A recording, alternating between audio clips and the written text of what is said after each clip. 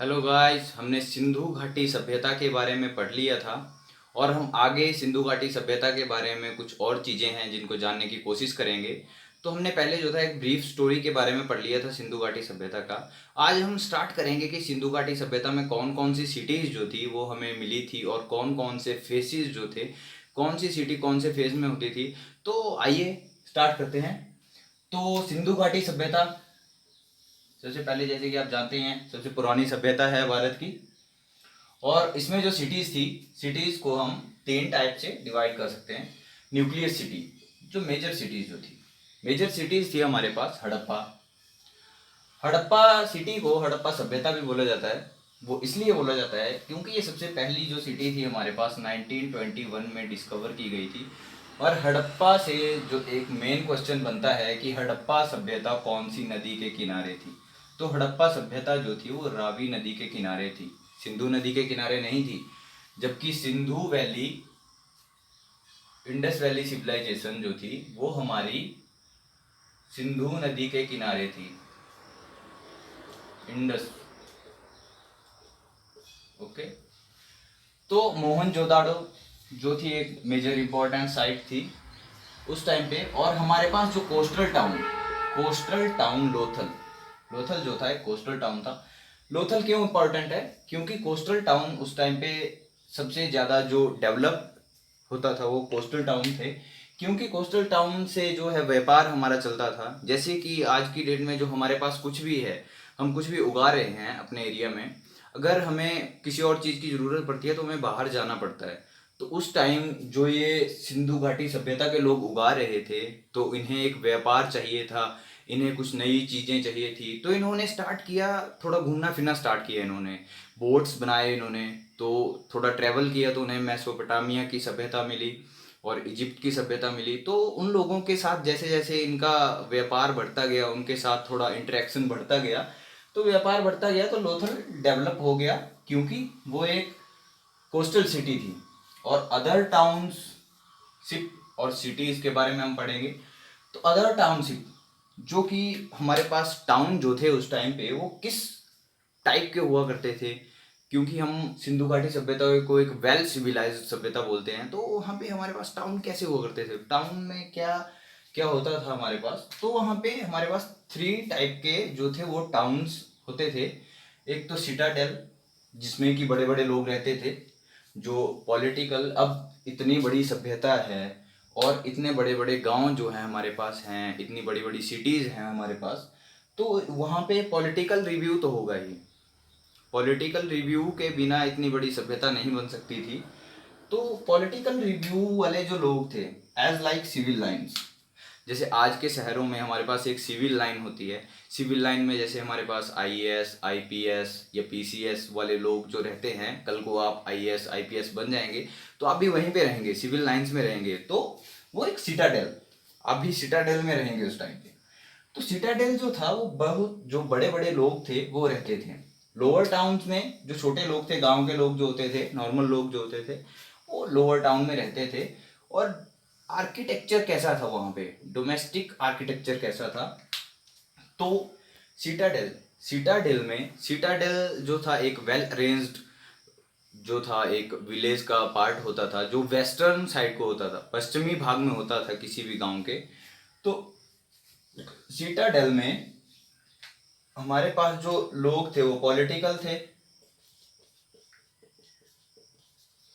Political people वहाँ पे होते थे। और वहाँ पे जो नालियाँ थी या घर थे, जो सिटाडेल का पार्ट होता था वो लोअर टाउन से थोड़ा सा अप होता था। जैसे लोअर टाउन नीचे है तो सिटाडेल थोड़ा सा उससे ऊंचाई पे होता था। और सिटाडेल में जो चार दीवारी होती थी वो बड़ी होती थी ताकि लोग घरों के अंदर झांक के न देख सकें।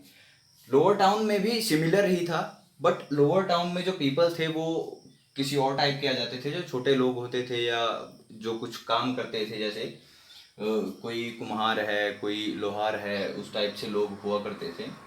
तो लोअर टाउन्स में जो लोग थे वो, लोअर टाउन्स कैसे अरेंज थे, गलियां जो थी पूरी पक्की थी, ड्रेनेज सिस्टम था हमारे पास, और फ्लश वाले टॉयलेट हुआ करते थे। और जो हमारे पास लोगों का एक तरीका था काम करने का, वो मिलजुल के काम करते थे, एक दूसरे की हेल्प करते थे। तो लोअर टाउन में जो थे वो सबसे ज़्यादा लोग रहते थे, और आर्किटेक्चर जो था वो डोमेस्टिकेटेड था। हर घर एक जैसा था, हर घर का जो स्ट्रक्चर था वो सेम स्ट्रक्चर के घर थे। जैसे गलियां जो थी वो 90 डिग्री पे कट करती थी, एज लाइक चंडीगढ़। चंडीगढ़ हमारे पास सिटी है, वो सिटी अभी बनी है, लेकिन सिंधु घाटी सभ्यता में वैसे ही शहर हुआ करते थे, सभी शहर वैसे ही हुआ करते थे। तो एक आर्किटेक्चर जो था वो डोमेस्टिकेटेड था। और जो वाटर ड्रेन्स जो था वो सबसे इम्पोर्टेंट था सिंधु घाटी सभ्यता में। क्योंकि अगर आज की डेट में हम देखते हैं गांव में या शहर में कोई नाली पक्की करवा रहा हो, किसी के घर से आगे नाली जा रही हो, तो लोग बोलते हैं अबे ये नाली पक्की कर रहा है, यहाँ भाई अपना पानी है आप अपने पास रखो, हमारे घर के आगे पानी मत लेके आओ। तो उस टाइम पे हर घर के आगे नाली हुआ करती थी। जो आपका टॉयलेट या बाथरूम से जो भी पानी जाएगा, या घर के बर्तन साफ करेंगे, नहाएंगे, कपड़े धोएंगे, जो भी पानी जाएगा वो ड्रेनेज के माध्यम से जाएगा। तो वाटर ड्रेनेज वहाँ पे बहुत इम्पोर्टेंट था वहाँ पे।